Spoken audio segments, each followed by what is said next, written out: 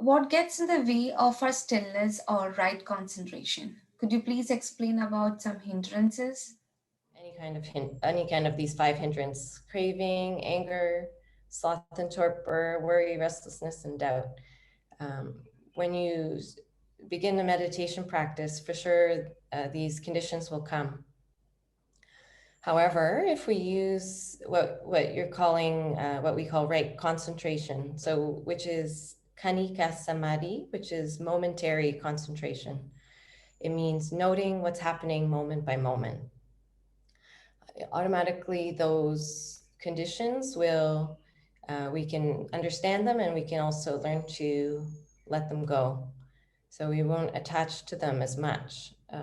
Once we attach to them, they can grow quite a lot. So it's a matter of training in the present moment awareness.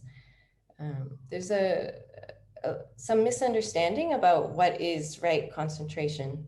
So sometimes people think that when you focus on an object, this is the best way to go, because during that moment when we're focusing, we feel better, we feel peaceful, and we feel calm. However, this is exactly what the Buddha, before he became enlightened, he trained on. Uh, he had two teachers prior to going off on his own to practice. And those teachers also taught concentration practice. And he became so skilled at this concentration that they invited him to be the leader of the group, even. So he became the most skilled at these things. But he realized that even though he could use the power of concentration um, quite well, to the best that anyone could ever have done in that time period, he still realized that uh, the suffering is still there. It's just being suppressed.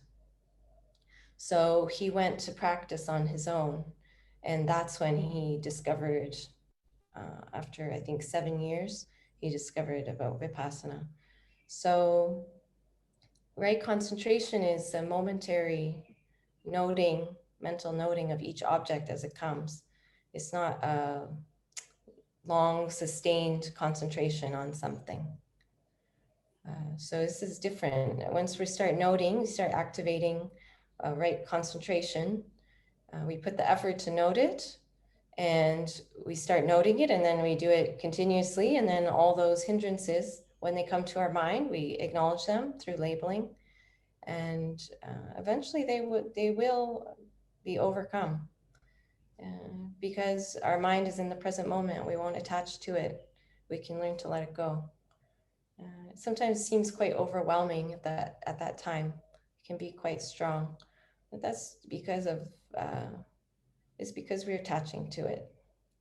Once we can let go more, then it's no problem for us. Yeah. Well, if we like something and we attach to it, we could fall into greed. We want more. And if we dislike something, like for example, one of the hindrances, and we attach to it, we could fall into uh, anger about it. We don't like it. We don't want it to be there. And then also, if we attach to a neutral feeling and we don't acknowledge it, we can also fall into delusion. So this is a danger of using a very strong concentration. We can fall into delusion. So the power of vipassana can help overcome all these things all the time. And the purpose of a retreat is to train ourselves on the method. So many times people say, oh, I'm being mindful. And maybe it's true. In that moment, they can do it. But how do we train to do it for longer periods of time? We have to go into seclusion and train on it um, for a certain period of time. Then we can really learn how to do it. Otherwise, it can be just a little bit superficial. We didn't really understand how it works. So that's why that's what our teachers always recommend, to go into seclusion for some time with a teacher who can help you to train on the technique of acknowledging and letting go. And then automatically the hindrances can be overcome. Thank you, Miriam. That was quite really interesting. Thank you for giving a clear understanding of the right concentration. It was really good. Thank you.